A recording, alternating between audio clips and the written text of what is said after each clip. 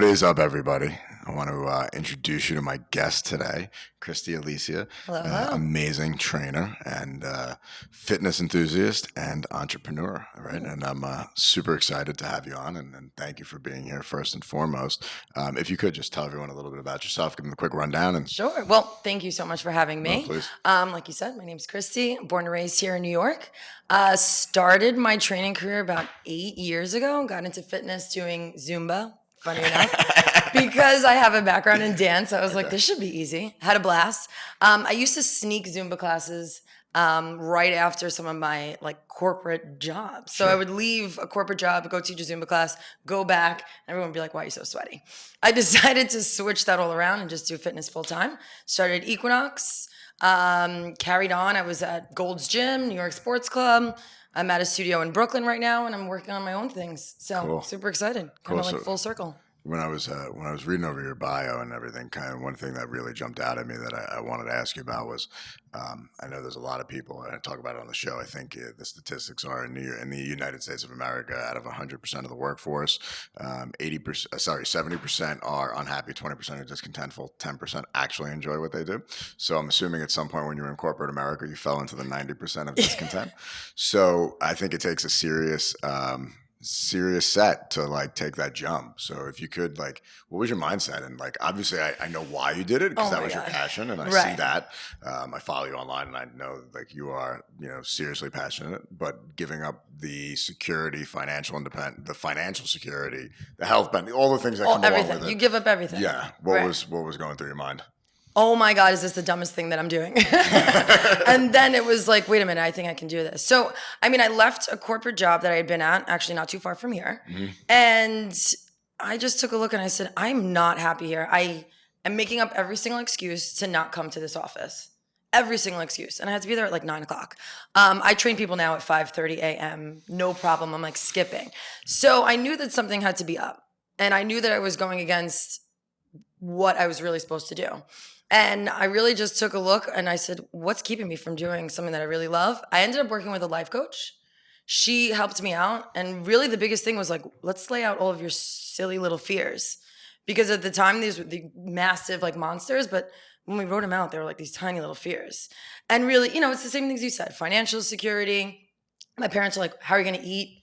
And then you just figure it out one step by the next step, and you figure it out. And I can't believe that I even wasted that much time being and doing something that I knew deep down inside I wasn't supposed to be doing that. I knew I'm a natural born mover. So I knew I had to be moving all the time. And it's really hard. Once you listen to that, that little tiny whisper, you're like, why didn't I listen more before? What kind of feedback were you getting at that moment? I can imagine your family was probably what the fuck are you? What? You're going to give up making X and go do what? Exactly. You're going to go work out. You're going to go work out. Yeah. People pay for that?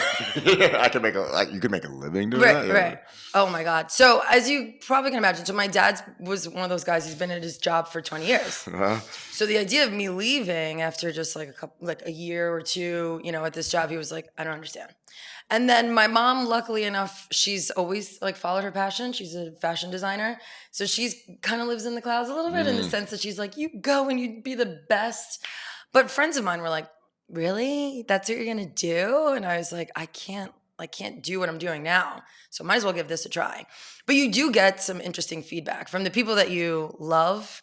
You get a little bit of a head tilt, but you just kind of you have to push them to the side and you're I'll figure it out. What was the mindset at the moment when you finally you listed out all those fears, which, I can imagine sometimes we build these mountains in our mind that really aren't, or we're just, we make excuses to ourselves. I've done it a million times as to why I can't do something when really it's so much more is possible. What was the determining when you were all right, I'm done. This is it. Pull the trigger now. I realized one day I was just I can't go back to that office. I was on my way, taking the train to here, and I just was reading my book. I dropped the book and I was I can't do it. I can't do it. Everything in my body was get the off this train and run. Oh, I can hear it. everything on my body was like, get the fuck off this train. It's awful. And I just remember seeing my boss and seeing just like, people looked so unhappy. The people that I worked with there, they just looked so unhappy. And I had a lot of other people leave and find things that they were really, really excited about doing. And I was like, why them and not me? Like, I'm my worst enemy right now. Why them and not me? And I just remember sitting there being like, this has got to change. This has got to change. And, you know, you look at the list of all the things that are really scary, but then you look at the other side of the list of all the things that you naturally like to do. And somewhere along it, you just outweigh the pros and the cons, and you realize, well, all these things I really like to do kind of go in line with what I want to do. And there you make another list, and you go, well, these kind of all match. And then you say, well, let's just do it. Let's give it a year and see what happens. Well, what was your first? So now you make that decision, right? So you're in, you committed to this, right? Did you say I'm going to give it a year, or did you say no? There's no turning back at this point. Failure is not an option. I'm 100% in. I mean, I'm one of those people, like, I'm not impulsive. I weigh out my list. Here we go.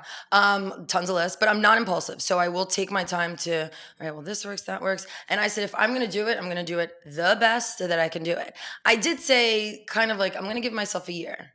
Anybody that knows business knows that you kind of have to take a full year to build a book of business. Yep. I did it from one job to the other when I was doing recruiting. So I said, a year, let's look at each quarter. I took it almost like a business approach. Sure. And I said, let's gain and learn as much as I possibly can in a year. We'll reevaluate. We'll see where we are in a year. I mean, once I was in it, I didn't have to look back at all. Beautiful. Yeah, I really did. So initial step out was Equinox, Barre. Where did you wind up? So I had already been teaching classes. Like, I'd already been leaving work and teaching classes. I was at Gold's Gym in Queens. I was at New York sports clubs all throughout Manhattan. But I basically left like late November. My job took about a month to kind of figure out. And at the time I was meeting with a life coach. She ended up saying, well, why don't you apply for Equinox? And I was like, I'm not ready. I don't have a personal training certification. She goes, well, why don't you try? She was the one that pushed me. January came, open house. I started at the end of January. Nice. And that was it from there. That was it from there. Cool.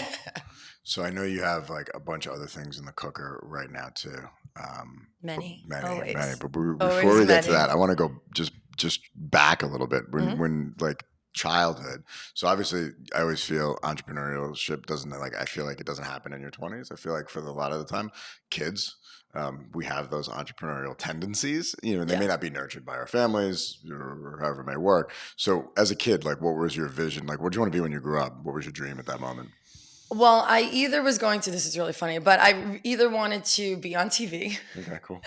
I was like, I'll be a TV personality. Duh, obviously. That's what I thought, so easy. Or I thought I was going to do workout videos. Hey guys, my name is Kristie. Today we're gonna do some body weight exercises. You can follow along, they're nice and simple, and you don't need any equipment. You'll bring your feet about hip distance apart, shoulders right over the hips, soft bend in the knees, walk it out to the top of your plank.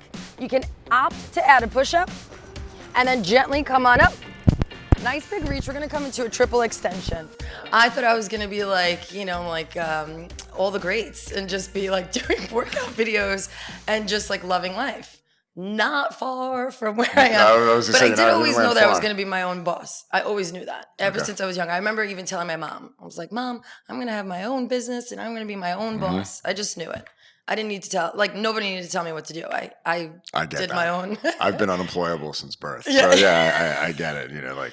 I was selling baseball cards and having people paint houses when we were 13. I knew working in a corporate environment never would have worked personally for me. Right. I started working at 14. Yeah. I was like, I gotta make my own money. And everyone's like, why? You're 14. I'm like, it's time.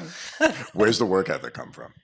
My parents, I think. My parents, my grandparents, my family, my family's from Puerto Rico. I've been born and raised here. My parents are also born and raised here, but family's from Puerto Rico, and I just think they just work. Like my grandmother, my grandfather, we just work, we stay busy. It's just, I even visit my grandparents now, and God bless, they're 80 in Puerto Rico. They're in Puerto Rico. Yeah, they were here in the States for 45 years, and then they finally retired in Puerto Rico, and my grandmother's gardening and this and that, yoga, my grandfather's hanging stuff. And I'm like, this is where I get it from. I love it. I love it. Busybodies. My dad's also Puerto Rican, so Perfect. So my, I always say he immigrated to this country, and I've been told numerous times that's actually not correct because Puerto Rico is part of the United States. He migrated. So I think migrated. Part of the great migration. He migrated to New York, but he came here when he was 22 years old. Fifth grade education, didn't speak the language, and eventually, started bringing his siblings over. He was the oldest of 8 or 9. So I always say that, my work ethic, my passion for work, and my no bullshit, shut the fuck up and put it in. My dad was that guy who was, working 70, 80 hours a week. And, I've said this numerous times. I used to see him on every 7th birthday because he would, my dad didn't take off. The world could be coming to an end. My dad was going to work. So, and he had to, and that's, look, he had to provide, and there were no exceptions about it. But, that was my role model for my work ethic, and so I'd see him on like my 7th birthday, 14th birthday, 21st birthday. We'll catch on that.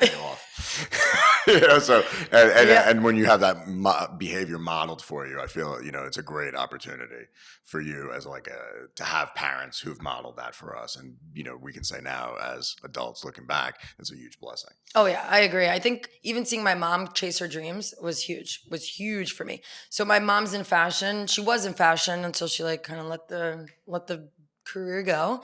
But when we were younger, she was traveling a couple weeks at a time, 2-3 times a month, out, gone. This is pre-FaceTime. You know what I mean? She's on the other side of the world. Sure. I'm getting dressed for school. She's going to bed. And it was just so cool. I'm like, you went to China?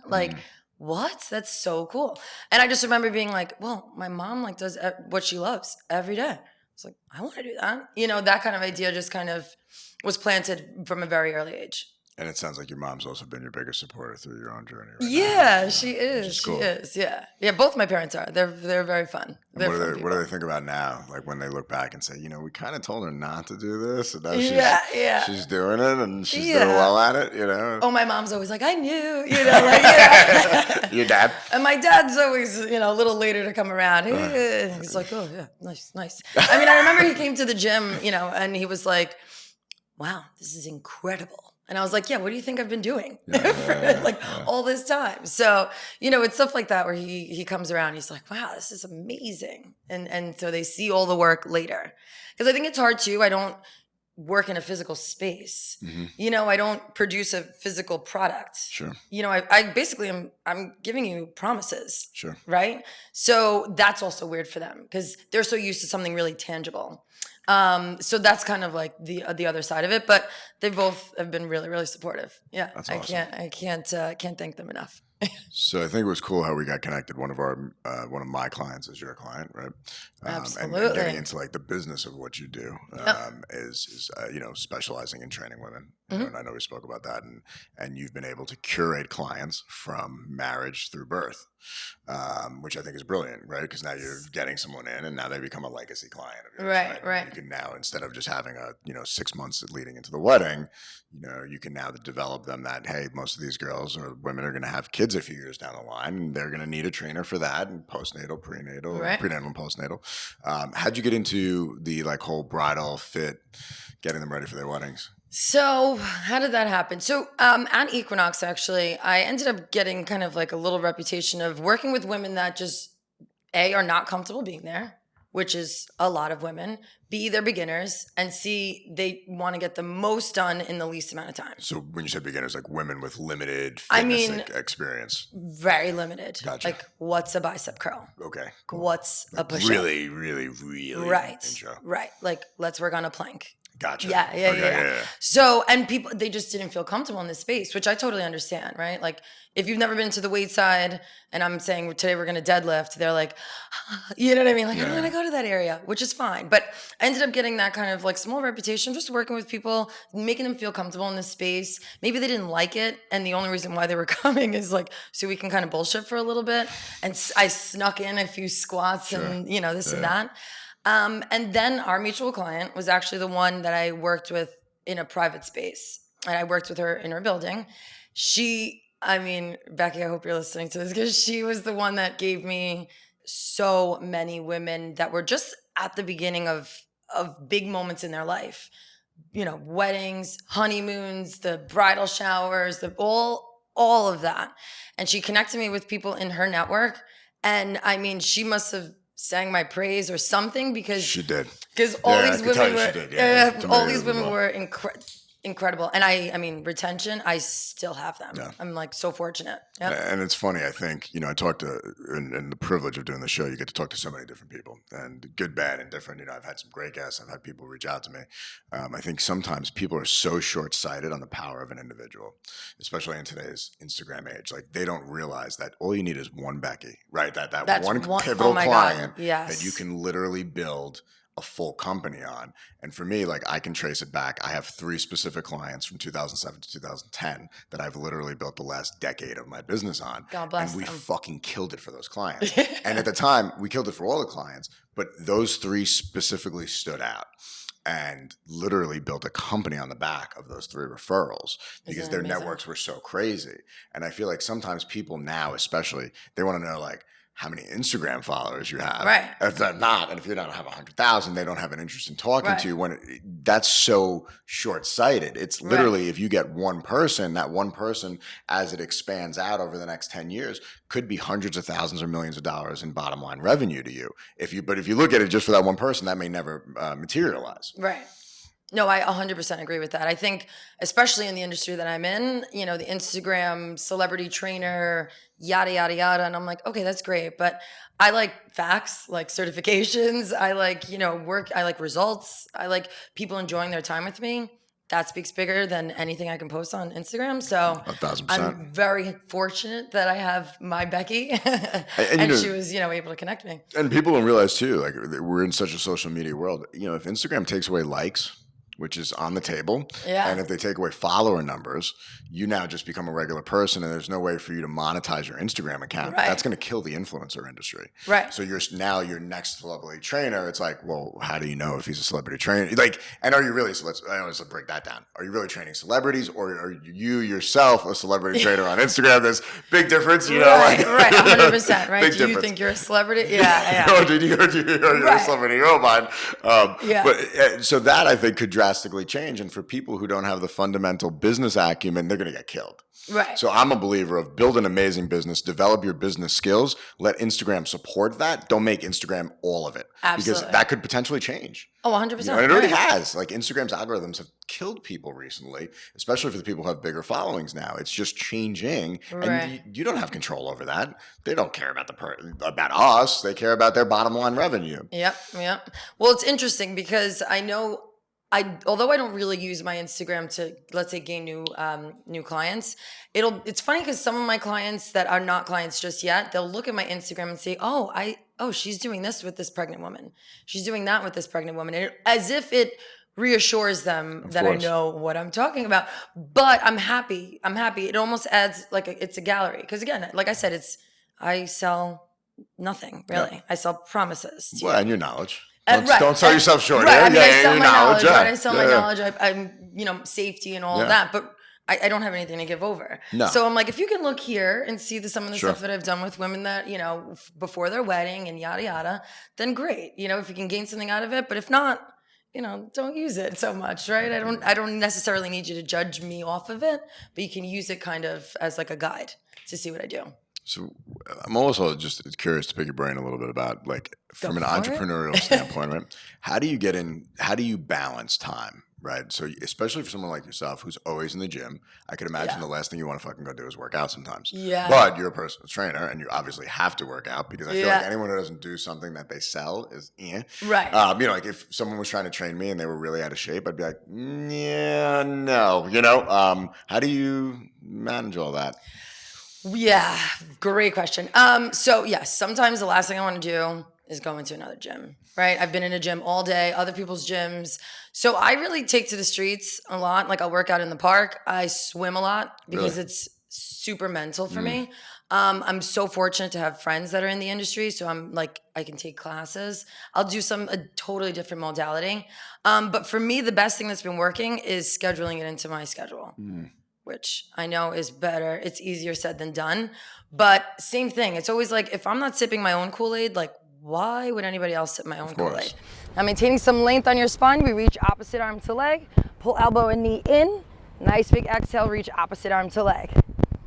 I always try every single exercise before I give it to any client.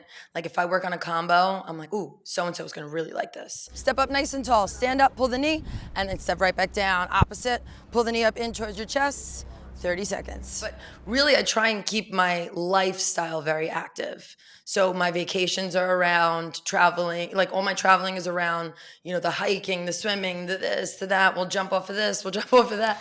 So I try and keep it very active because otherwise I just can't imagine always being in a gym. Too much for me. Of course. And I know as we were getting to know each other before the show, we talked about your next evolution in business and how we're going to scale up, right? So I think, just from the personal trainers I know, is you have a finite time space per week. Right. And which ultimately means then from an entrepreneurial standpoint, you have a finite amount of capital. If you were to just say train 30 people a week, you can never scale that up to train 300 under your own umbrella, right? So I know you're talking about doing some really cool stuff with pre and postnatal and building that program out and business out. Right. So exactly what you said. I'm not going to be able to get to too many places in one day, right? There's only a certain amount. And that being, the underlining mindset, I just said, well, I want to get away from just servicing, I teach a couple classes here and there. So I want to get away from just servicing the hundreds of people a week, let's say, and start to service the thousands. Mm-hmm. How can I make this impression a little bigger? And one of the ways that actually my partner and I have been working on is this online business that will work with women before, during, and after their pregnancy. It's going to be a three-dimensional approach to wellness, specifically curated for women and around the things that they need for this important time in their life, right? So before, during, and after their pregnancy. It's kind of 5 cycles, before trimester 1, 2, 3, and then post. And really it's going to be combining all the important things. So mindfulness, you'll have a 5-minute guided meditation by a guided meditation specialist. You'll also get curated recipes as well as a curated grocery list to make your life extremely easy. And we're working with a registered dietitian. Awesome. Who, put a pin in that, circle it around. I trained her for her first and now second child. Awesome. I'm blessed to do that. And then lastly is the the movement part, right? The biggest part is going to be moving. It's going to be body weight, some household items, because we really just want people to understand that take the 25 minutes to escape, to give it to yourself, because it's going to be worth it. Awesome. Like way bigger, bigger benefits than you can get from not doing it, right? So that's kind of where we're at right now. We're still working out so many things, but the goal would be to have a soft launch in October. Nice. All right, so it's coming up. Oh yeah. We've been working on it for some time, and then really launch the app in January. Cool. What are some of the hurdles you're facing right now with this? Time and attention. Because you're still training X amount of people. I'm still training. I'm still managing. So time and attention. So give me how are you budgeting your time right now to make this happen? So right now I block it out throughout the week. I start on Sunday. I block out what are my goals for the week, and we block out times when my partner and I are going to be meeting. We block out things that we're going to be doing and then speaking about. But yeah, it's just been the challenge is time. How do I get more time? I want more. Sleep less. Yeah, I know, but that's the thing. I'm like, sleep is super important to me. I'm an 8. If I don't get 8 hours, don't come near me. Yeah. Sleep is so important to me, but it's the first thing that escapes when I'm stressed. Yeah. You know what though? I think it's. I'm a big believer. It's not how many hours a day you work. You do need to work a lot of days. It's what you do with the hours while you're working. Right. And then having that laser focus. Because I know for me at least, having added this show onto my already fucking insane schedule is intense. Right. But it's now it's made me a better, more refined business person in my primary business, because when I'm here, I really need to be laser focused in on the tasks at hand, because I need to accomplish those to allow me to do something like this, which is just a side passion of mine, at this point. So I found that that's been really, by adding something to my plate, it's made me more focused on the other stuff. I agree. It forces you to prioritize, and it forces you to say, okay, I only have this 1 hour. Yeah. What am I going to do with it? But yeah, I get that struggle for sure. Sure. What was the drive to get into pre and postnatal care? Well, I got the certification because I said, let me just get this. I looked at my book of business and I said, oh, it's about 85% women in all different stages of their life, but it's about 85% women. So I said, let me get this. This makes sense. And then from there, it just, as it naturally happens, like we were saying, I worked with women for their wedding. We worked together. My retention, I have to say, is pretty high.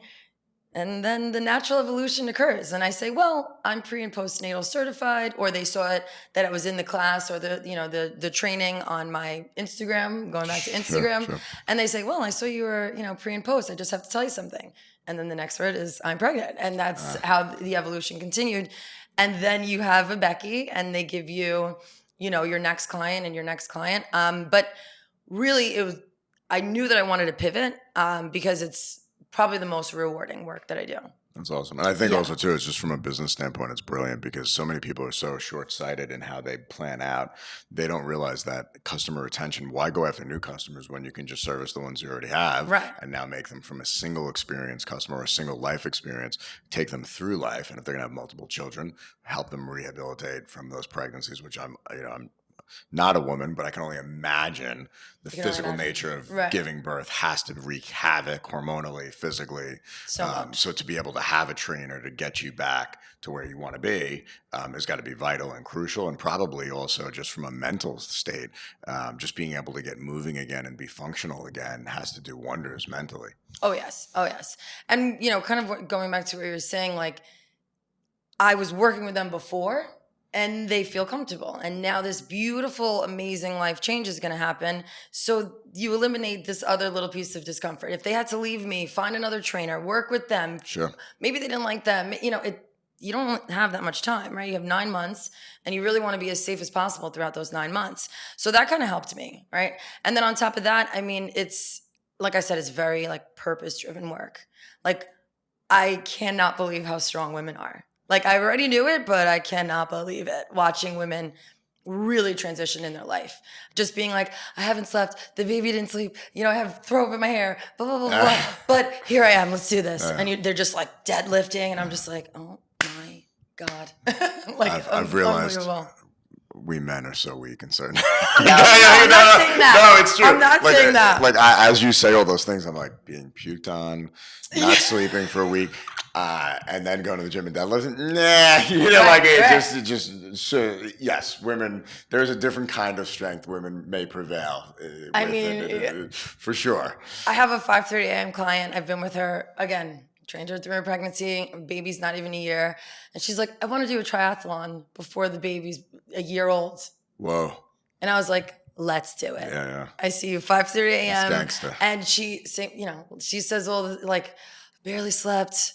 Work is crazy. Blah, blah, blah, blah, blah. But here I am. Yeah. And it's just, it makes my job so much easier. Because like even yesterday I had like 5 clients back to back. And I remember speaking with my partner and I was like, today was awesome. Like everybody crushed it. All my women crushed it. Nice. And it was just like, this is why I do what I do. It was such an easy day at work. Nice. And I was like, oh, cool. It's like 1:00 and I'm done. I think it's a lot easier to bring that kind of energy when you love what you do for work. Right. And I get like excited to see this woman like PR, like deadlift the heaviest that she's ever deadlifted since before she was pregnant. Nice. Like I'm like, oh my God, I cannot believe this. So it's stuff like that where I'm just like, yeah, this is what I do and this is why I do it. So building out the structure of your business, right, for people who are interested in developing their personal training or any business for that matter, what's your outlook mindset on that? Is it to be able to reach as many people as possible through that platform, or curate an online platform where you become more accessible? Because ultimately, if there's only 12 workable hours in a day, you can only necessarily see so many people. Whereas when you build out a platform, more people have the ability to attain your services. So it's a mix, because I would love to say that I can continue doing personal training forever, but that's just not an option, really. You know what I mean? I'm gonna get tired of it. So that's why I wanted to create this platform. I would love to make everything that I know accessible to everyone that's going through this really important like change in their life. So if I can put all of this knowledge and information in a well bundled little package for women, that's very important. Like I just want them to feel really comfortable and safe. So if I can get that out to them, that would be incredible, because then I feel like I can give a part of myself to a lot more people.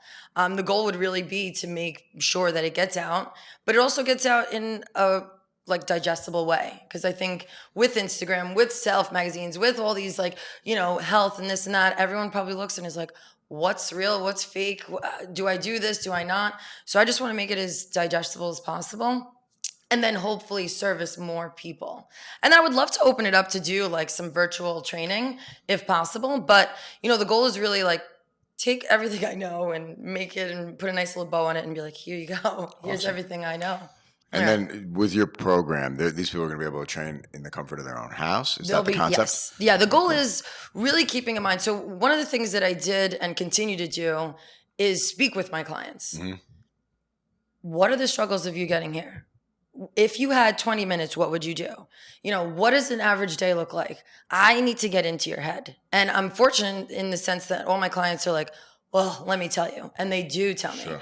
Are you using apps? Do you like the apps? Like, where do you collect information? How do you know what's safe and what's not? I've asked them all of these questions and they've given me all the answers. So to go back, yes, it's going to be everything that they can do in their home. Basically, once you have a baby, you should be able to kind of like time it in the sense that the baby goes down for a nap and you go for your 30-minute, 25-minute workout and your 5-minute guided meditation. The goal is like, once that's done, the baby's up and you're back to life. So you're getting it in for 25 minutes. 25 minutes. Yes, 25 minutes and the 5-minute guided meditation. Gotcha. The goal would be to kind of finish that up. Yeah. Gotcha. So it's 30 minutes. 30 minutes. I don't know if I can ask of them anymore. Granted, you can rip apart the training in the sense that like you can mix and match. You know what I mean? You can use some of the information from week 2. You can make it your own. So if you wanted to add it on, by all means. And it's not, I don't want it to be taken away from like, working with a personal trainer, but it's like for that rainy day, we've had rainy days all week, right? So for the rainy day, for the snowy day, you need like something. Yeah, I also think about it too, like as I think about like if you were to go to, let's say, train me at my house, it's an hour to get there, an hour to train me, an hour to get home, that's 3 hours. Right. No matter how much you charge me per hour, you're still capping, there's only so many hours in a day that you can actually bounce around New York City going to 4 different private gyms, training people. You put a finite cap on your income, which is always problematic. Like I think about that as a huge problem. Yeah, well, and then not to mention you're constantly literally running around New York City or Brooklyn and getting training sessions in. Literally running like I ran here. I was like, afternoon cardio. So I know we got connected through a bride, right? And I know my brides are always looking to be their best version of themselves for their wedding dress. And I know that wedding day in their wedding dress, right? So I know that's something that you've done a lot of work with. What's your approach in dealing with these brides? Well, where do we begin? So like we were saying, I've been fortunate enough to work with a lot of women in these really important moments in their life. And one of the main and first things is stress. I mean, I look at, we're going to train, like, I'm going to help you out in terms of what you should and should not be eating. But how are you managing this stress? Because if stress takes over, it doesn't matter what we do. Sure. It does not matter what we do. So we typically look at how long we have until the wedding. And then from there, like I do kind of like small goals. Okay, we're 4 weeks out. We're, 8 weeks out. And similar probably to a little bit of your bodybuilding days in the sense that... I never talk about that. But Put on blast. I'll say this. If you've ever done bodybuilding, you take a look out. Now, I'm not a bodybuilder. I never have been. But if you've ever done bodybuilding, and I know I do respect their work ethic, but I like the way they look at the events, right? Or if you're training for a marathon, right? So we look at it by weeks, by cycles. But funny, of course, I'm working with women. So if the dress is open in the back, I need to know that. Of course, yeah. If it's going to be, open and we want to work on shoulders and really chisel, I kind of need to know that. So little things like that. Or if you want a little shape on the bum, we need to know that. So, and we talk about that. We talk about that throughout the entire process. And I ask them, what are your goals? How do you want to feel is my main question always. How do you want to feel on your day? Right? Because chances are they want to feel amazing. And I know they want to look amazing, but really they want to feel like confident in their body. And really we talk about like functional things. Like you sit at a desk all day. You don't want to take photos curled over. So a lot, Can I send you all the girls from Slouch? A lot of women, I'm like, we work on a lot of like rotation. So that way in their photos, without them having to think about it, they're standing nice and tall, posture, you know what I mean? But yeah, we look at it as if it's a sporting event.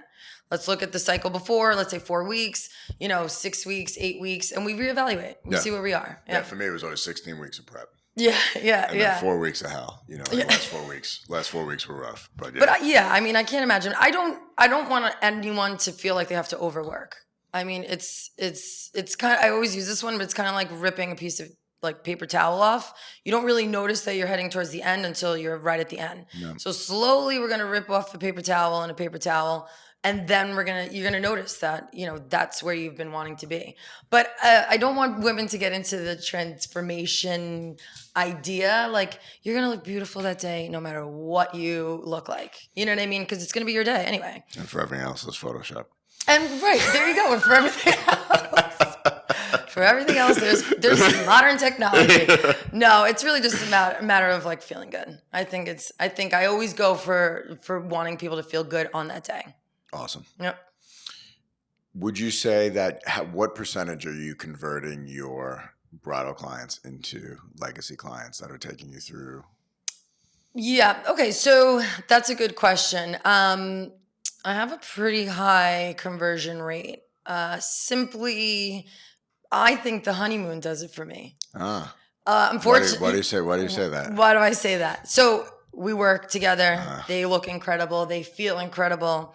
They're like, I have this amazing 3-week honeymoon. Oof. They're gone for 3 weeks. Sugar, alcohol, food intake. Right. Probably hanging on the beach, blah, blah, blah, blah, blah. And I say, have a great time, right? Have a wonderful time.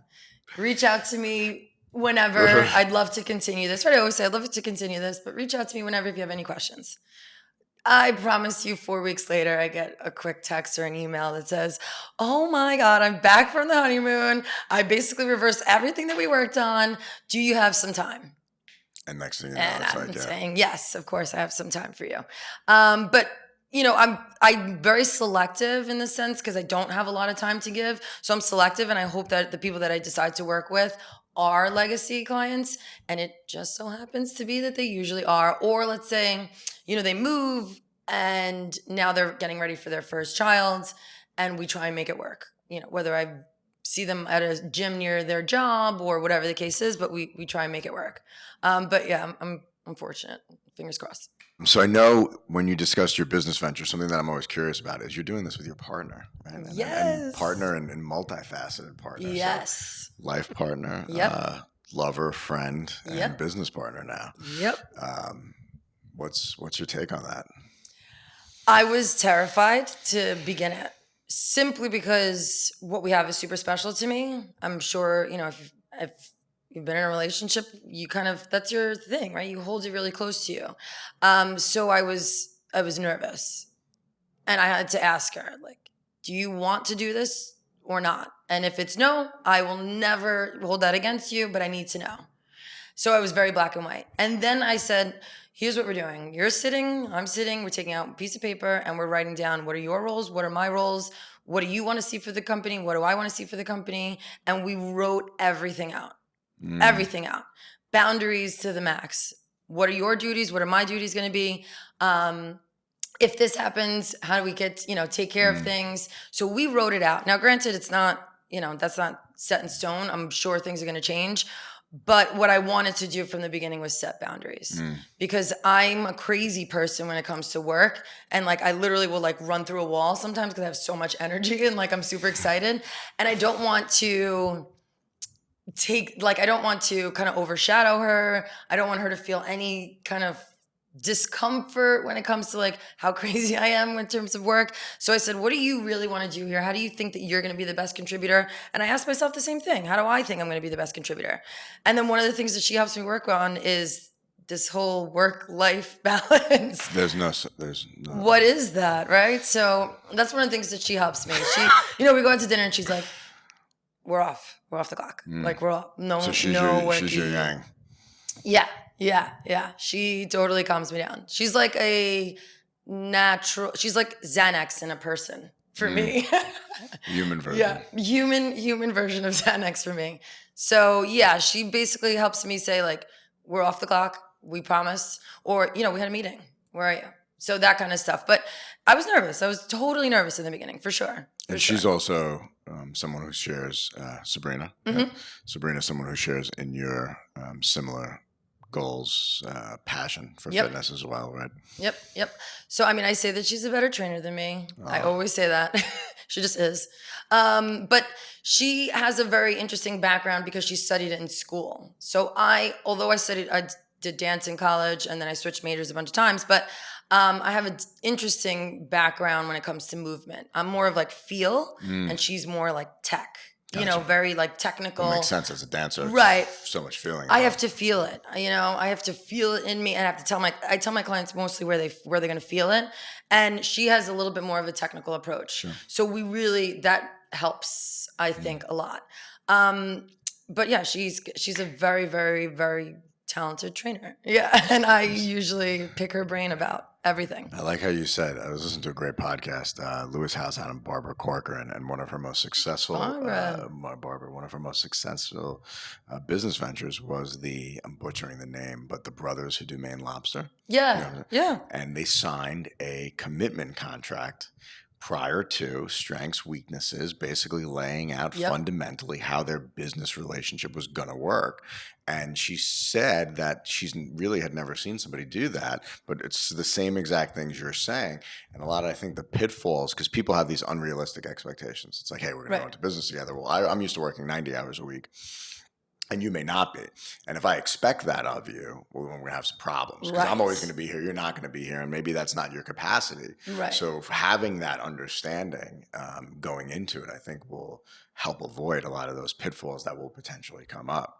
Right. I mean, my goal was to basically, we work out of a journal. Like I have a leather journal and all the ideas, everything that we've been working on. I'm so old school. I have to write everything out. Like I map out everything. So we took those 2 pieces of paper, put the date, we signed them, and then I literally taped them into the notebook. I said, when we lose sight of like what the hell we're doing, like we need to come back to this because it does have like goals, our goals, her goals for what the company will look like in 12 months, grand vision. So we have these like really fun, crazy ideas before we get into all the nitty gritty.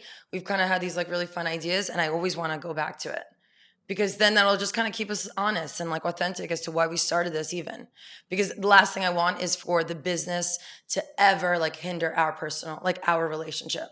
That's really, because the goal is for us to be able to work together really well, live obviously together really well. We want to travel a lot, which is why we've been, wanting to do a little bit more online.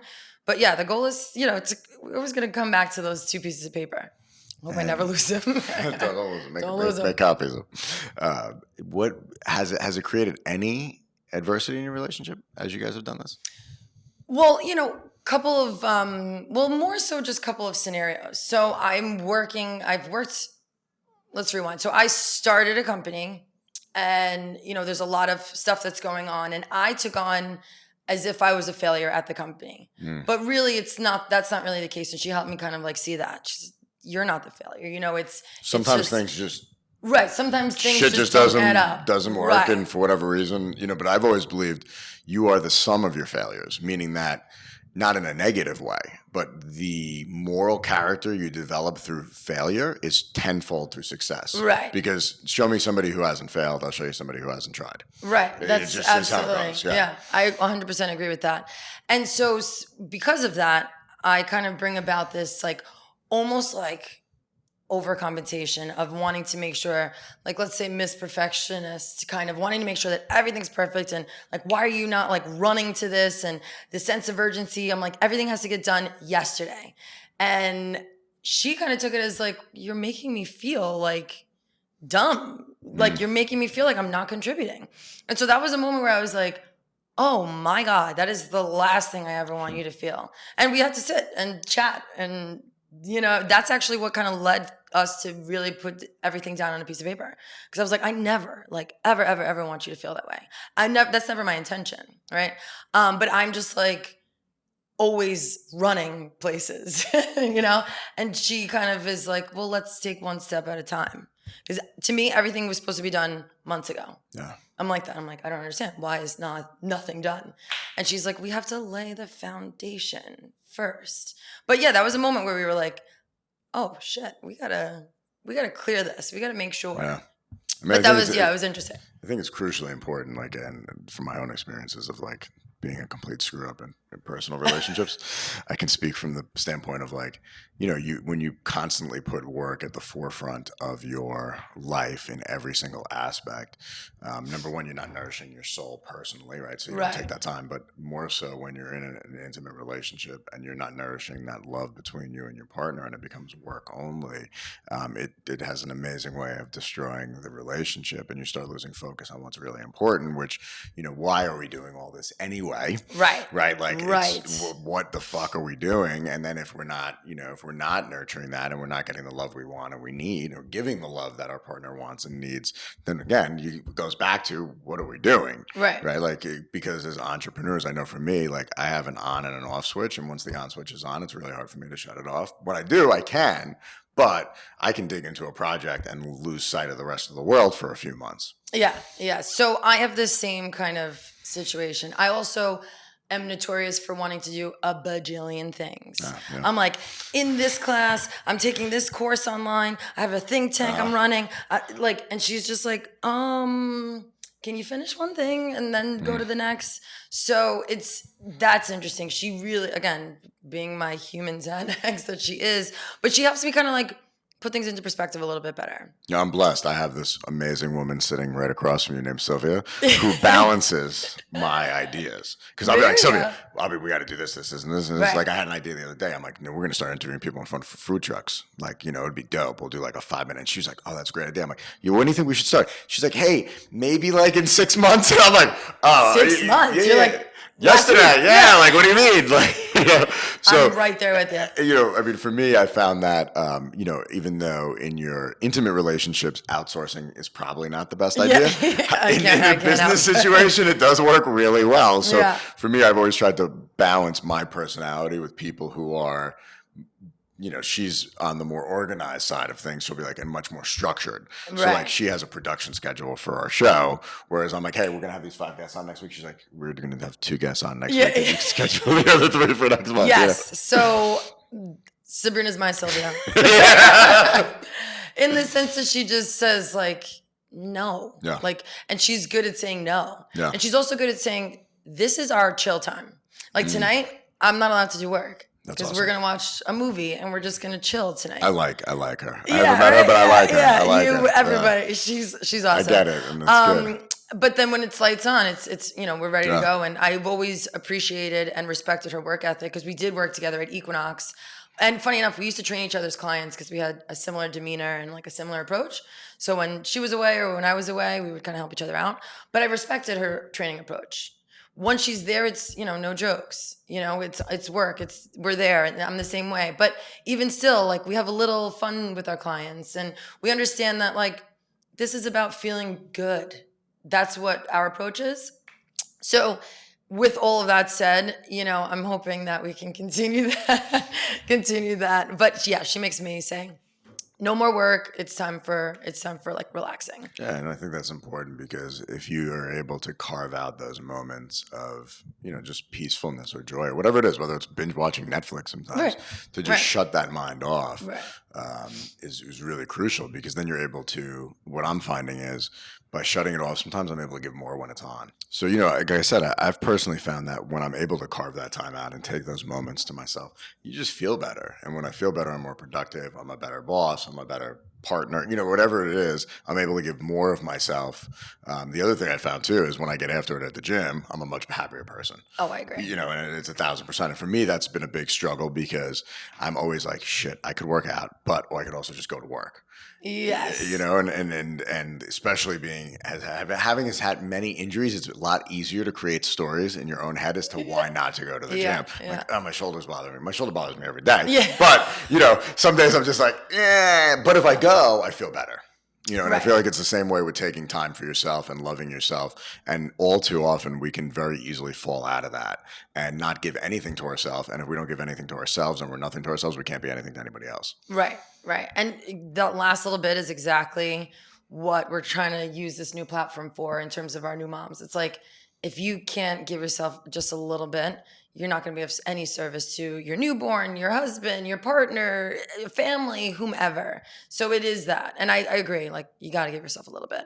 I've been meditating a lot. Really? And that's been really helping. It's funny. It's a practice that I've tried. And you know what happens? I close my eyes and I start thinking about work. I know, but I'm trying. But it's okay. This thought that I went to mindful. Have you ever been to mindful? I've heard of it. Yeah. So one of the guided meditation specialists said, it's okay if you have a thought. It's like a cloud. You're going to see it, right? You can acknowledge the cloud and then you just kind of have to let it go.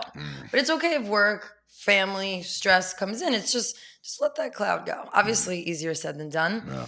But I will say I've just started with 5 minutes and it's been helping. Yeah, I mean, I can't make an excuse if everyone has 5 minutes. Right. And you can do it really anywhere. Like sometimes I'll just do it right at the end of my workout or right before I start a project, which is interesting. Right before I'm going to sit at my computer and I have this insane to-do list, I like take a moment, sit away from it, 5 minutes, just 5 minutes, close my eyes and like go away into the gap, slip into the gap. And then I start and then I'm like, okay, cool. And really the meditation I'll use for something like that is like, give me some clarity. Give me clarity. Whatever it is I'm saying over my head, and then pop right over and just get the work done. Do you meditate with your partner? No, because I think she'll sleep. I think she'll fall asleep. She's one of those people that's like, oh, if I read, I fall asleep. I'm like, I've never heard of that before. She's like, a book? And Yeah. I'm like, that doesn't make any sense to me. I'm like, you got to find something you like. She's like, no, it's every book. I'm like, what's wrong with your eyes? But no. So we don't meditate. She's already super chill. I'm the one that needs to like chill out a little. But yeah. So without knowing your age, I ask all of my guests, looking back on your life, 10 or 15 years, depending on how old you are, right? If there is one piece of advice that 10 or 15 years ago you could give to yourself today, that would be life-changing. Just one thing that you could, whatever it is, what would that be? Well, you know what? I have this answer queued up, and I have a reason why I have this answer queued up. I just had a birthday, and my sister asked me questions like this every year on my birthday. Very similar questions, very well thought out questions every year. So I like your sister. You would like her. She's really awesome. Yeah. Love her. But she always asks me these types of questions, so I have it fresh. And really, the advice I would give myself is to listen to that little whisper. Listen to the whisper. I have so many cases where I did not listen to the whisper. And I wish I did, because everything in my body was telling me to do something else, and I did something contrary to what that whisper was saying. And just trust that whisper. That whisper is your intuition. That whisper is, all the experience, the universe, however you want to see it. But that whisper has got some wisdom behind it, and you got to listen. So I think that's it. I think that's the best advice I would give myself in the future.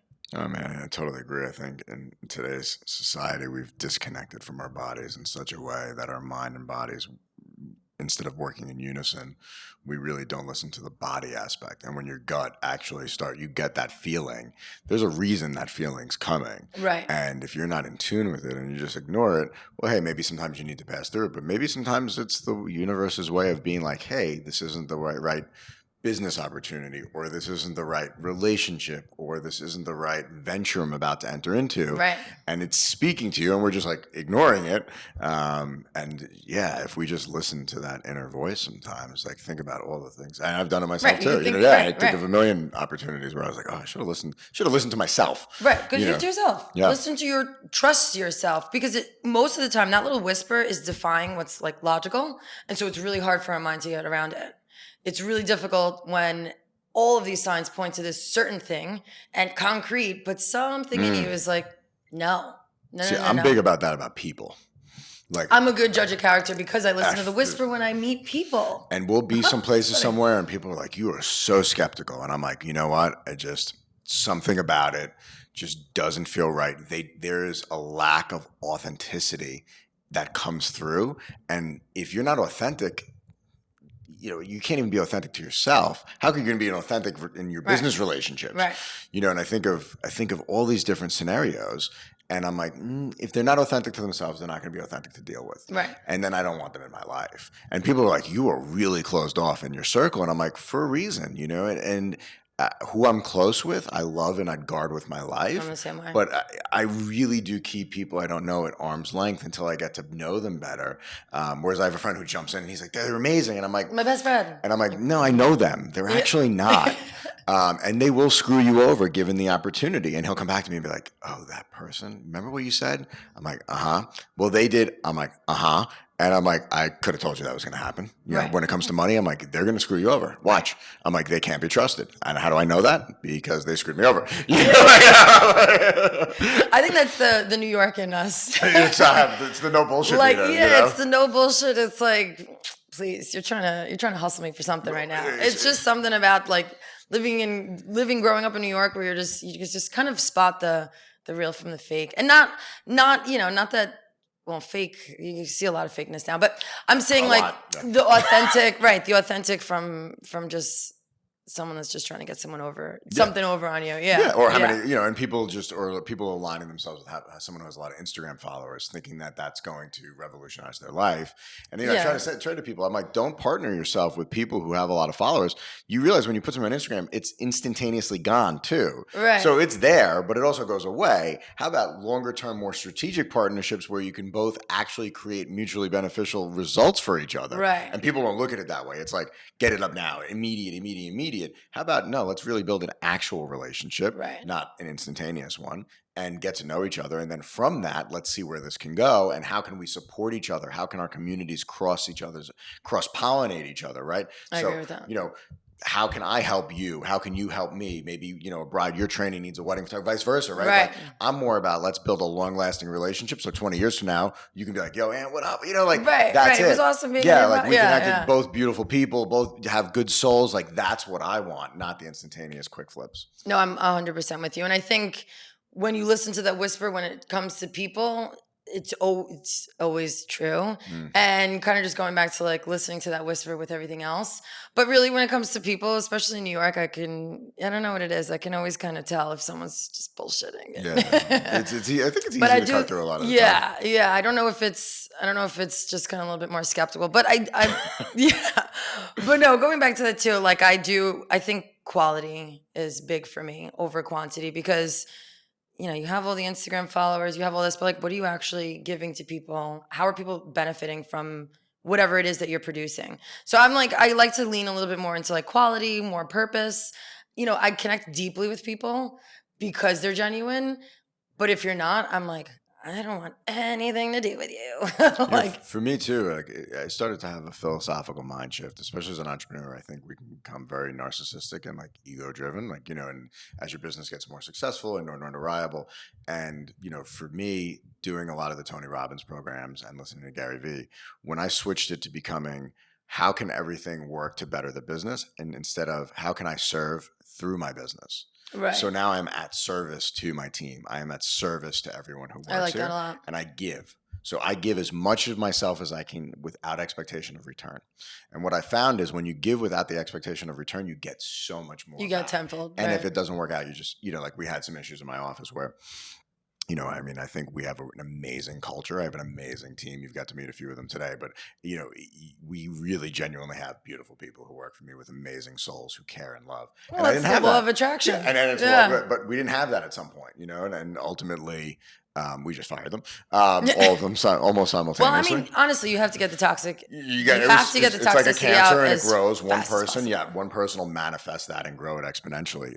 But what I found is from being of service to everyone in my organization and putting them first and their needs first, you build A, more loyalty, and then B, it's much more rewarding because everyone wants to be a bigger part of something, right? Because they all see that the intention is pure. I want to see everyone in my company succeed, even if it means past being here. So if we've given them a platform to develop something and they take that somewhere else, as long as they do it with the correct intention and they come to me and be like, hey, Ant, I'll give you an example. I have one of the kids who worked for me, Vin, who's like my little brother. I love this kid. Started with me when he was 16 years old. His dream was to work for a major hip hop brand. And this kid is a hustler. Cool. 13 years old, would knock on the door at Def Jam Records trying to get an internship. He was like, no facial hair. You know what I mean? Like, he's that kid. Yeah. Well, he parlayed that 8 years later to running the social media content. He's working with Wiz Khalifa. Like, he does some crazy shit now. And he's only 23 years old. Good for him. But he came to me and was like, hey, bro, I'm I just got a phone call and they want me to start in 2 weeks and this is my dream. I'm like, fuck yeah, bro, go get it. Like run. Like, yeah. I love you, bro. Like, what can I do to support that now, right? He didn't just bounce on me. He's like, I'll stay, I'll help you out, I'll train someone, whatever I need to do. Please don't tell me I can't do this. I'm like, I would never do that. He's like, this is my fucking dream and it's happening right now. Oh my and God. now he's traveling around the world. Lil Wayne, Rick Ross, crazy. But the intention was correct. It was like, hey, how can we help you build this? And now you're onto something and you're fucking killing it and you're living your dream. And his thing is hip hop. He always wanted to work with hip hop artists. Yeah, right? yeah. It's crazy. And That's so cool. Yeah. And then I'm like, yo, dude, bring me on some of these shoots. You know, especially when you work with like Deontay Wilder, who I'm a fan of, like, I'll hold the light. You know? An extra hand. But yeah, to like be of service to people, I found, and whether it's to our clients or to the people around me, and then putting that mindset first, I think has opened up so many other possibilities. Yeah, I'm, a lot of what you're saying is just being almost like a natural born leader, because I think that's what a natural born leader does. They want everybody around them to not only walk in the direction that they're going, but feel good about walking in that direction. You kind of like pick them up. And I mean, I walked in here and I can tell that it's got a really great culture. Oh, well, I appreciate that. Somebody was saying how much she likes working here. Like it's very clear. So whatever you've done has worked really well. And they always say like, culture is something that it's kind of like tangible. You can feel it, you can sense it, you can see it right when you get into a space, and whether it's good or bad, And I'm one of those people that definitely picks up on energy. I think, I don't know if I'm like hippity dippity on that, but there is it's not hippity dippity. Right? No. Energy is transferred from one to the other. So I do feel as soon as I came in, I felt very welcomed. I felt, oh yeah, come on in. I'm like, oh, I'm in someone's home. This is awesome. Yeah. So whatever you've done has worked really well. Cool. I appreciate that. It's been a lot of work to curate a team. Yeah, it's also like something like this is not only a reflection of you, but it becomes like your baby, right? Yeah. It's like it's something that you've been working and guiding and hoping that it grows and continues to go in the right direction, both internally and externally for what you do in terms of your clients. And I'm sure people come in here and they are probably really, really excited to work with you. We hope because so. Yeah, because it's just, you feel comfortable. You feel taken care of. And I'm not even a client. So I appreciate that. We had coconut water for you. We try to make people, and that's part of it, is like that familial, hey, we go the extra step. We try to make people feel welcome. And, there's some people who will never be happy no matter what you do for them. Well, right. There's always exceptions. There's always exceptions. Right. But by and large, we want to attract people who have a similar vision, who have a similar mindset. I agree with a lot of what you just said, because it's interesting in the sense that you have to celebrate the people. And I think some of the greatest leaders and the greatest people that I, admire are always talking about the people that work around them, because they make your business happen. And, especially I've worked at studios and I've worked at, with really strong teams. I've worked, at big box gyms with really, really strong teams. And you can tell when like a really good leader leaves, or a really, or that's the thing that's missing. You can tell, you can just tell.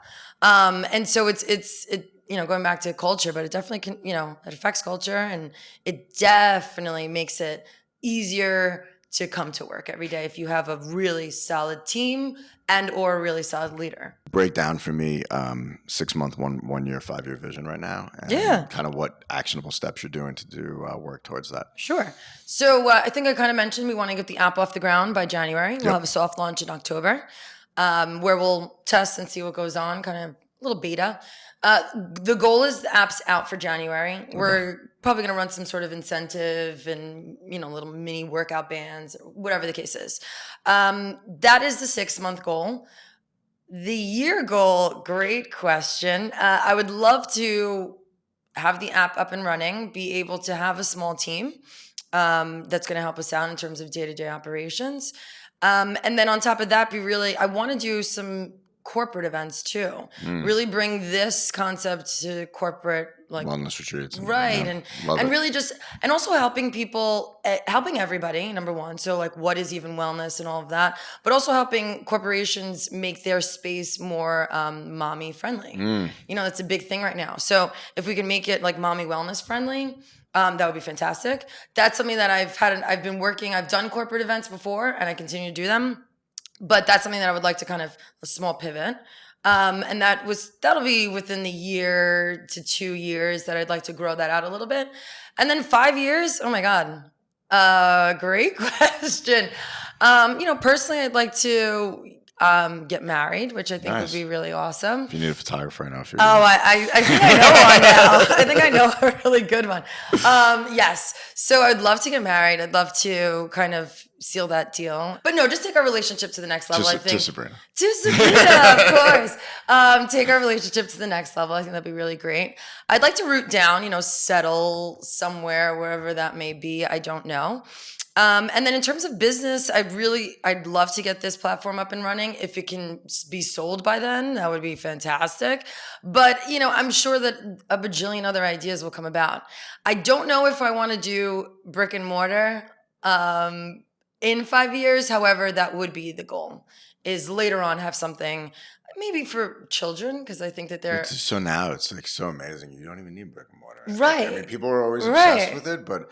There's some amazing online platforms, right? Like just in the fitness industry, like Body Rock and those kind of places. Yeah. She kills it, with and there's so many. Yeah, there's so many great ones out there that that have been kind of like idols and continue to be motivation.